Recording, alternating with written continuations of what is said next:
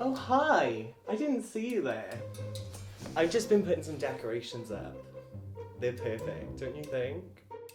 I love Halloween.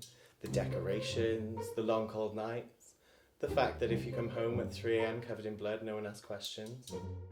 It's such a wonderful, magical season. And my favourite part about Halloween is all the scary stories.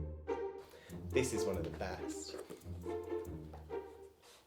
It all started on a dark, cold autumn night. Much like this one.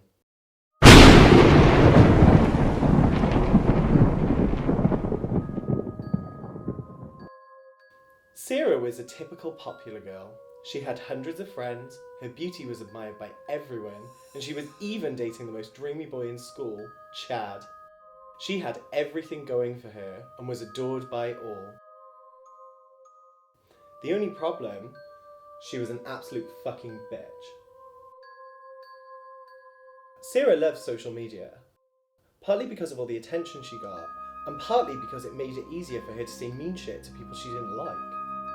Her and her friend Matilda would spend hour upon hour concocting the most evil put-downs and insults to send to the other girls at their school. In any other situation, this behaviour would not be tolerated, but in high school it was fine, rewarded even. The meaner the girls were, the more popular and influential they became. It seemed the only place where human rights didn't apply, other than Guantanamo Bay, was high school. Everything was going pretty well for Sarah, until one day she was reading a BuzzFeed listicle, 10 creepy urban legends you've never heard of, and something felt wrong. Number 3 on the list really resonated with Sarah. It was a story about a malevolent spirit named Bloody Jackie. In life, Jackie was a plain, average girl. But then one day, the other prettier girls decided to prank Jackie. Sadly for Jackie, the prank went too far, and she ended up dead, with her plain face ripped clean off. The pretty girls planned to jump Jackie's body in the woods, hoping that wolves would find and eat it. But it was Friday night, and they were, totally late for their dates. So they shoved Jackie's mangled, faceless, but still oddly plain body into an open sewer. They thought they had gotten away with it, but then one by one the girls started disappearing. Only to be found days later in the sewers with their pretty faces completely removed. It's said that the ghost of Jackie still walks the earth, looking for mean pretty girls to punish. She couldn't put her finger on why, but this story stuck with Sarah. Although she was pretty, popular, and really good at being mean, she was about as smart as a working girl who doesn't ask for money up front. She couldn't see the links between the story and her own vapid life. No matter how many selfies she took, or vile things she tweeted, Sarah couldn't get the image of Bloody Jackie out of her head. But it's just a story, Sarah said to herself, even though she felt a growing sense of dread.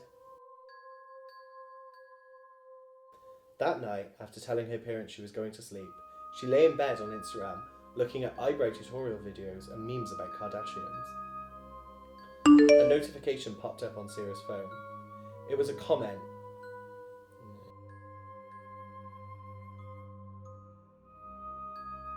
At first, the shock of this comment shook Sarah to her very core, but she quickly began to rationalise.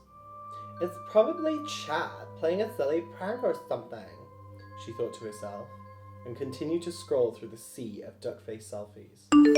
But then another notification popped up.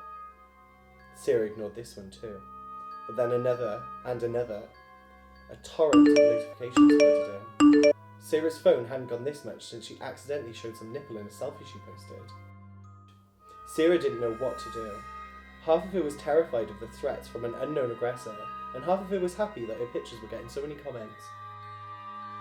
Before she could even react to this geyser of hate, something new popped up in the corner of her phone. It was a Facebook Live video from her friend Matilda. The video opened on its own. Matilda was crying into camera. Sarah was so confused. Matilda would never post something when she was crying. She looked like 2006 Kelly Osbourne when she cried, and she knew that. Blood started to drip down Matilda's face, and all of a sudden, her face slipped off her head. Sarah gasped. As shocking as it was to see Matilda ugly crying, it really hadn't prepared her for that.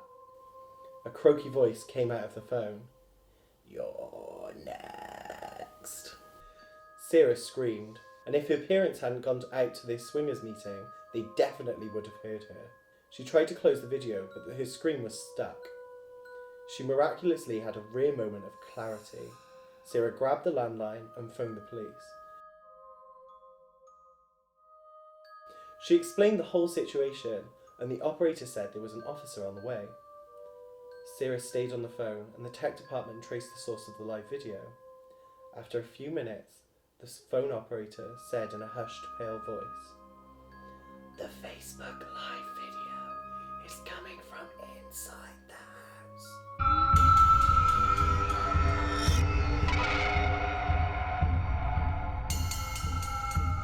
Sarah looked around her dark room in dread. She made for the door, but as she opened it, she realised it was too late. Stood in the doorway was Bloody Jackie, wearing Matilda's face. It wasn't all bad news. Jackie didn't kill Sarah, she just maimed her, and that gave Sarah a new humility and appreciation for life. She went to college and started teaching children English or something. But Becky did kill herself.